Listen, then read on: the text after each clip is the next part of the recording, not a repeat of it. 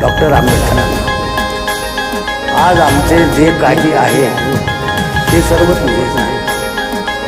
आज आमचे जे काही आहे ते सर्व तुझेच आहे. ते जगणे आणि मरणे, ते शब्द आणि ही जीव, ते सुख आणि दुःख, ते स्वप्न आणि वास्तव, ही भूक आणि तहान, सर्व पुण्याई तुझीच आहे.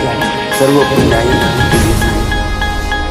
हाय बिचारा दुबळा वारा, निर्दयतेने करीतो मारा.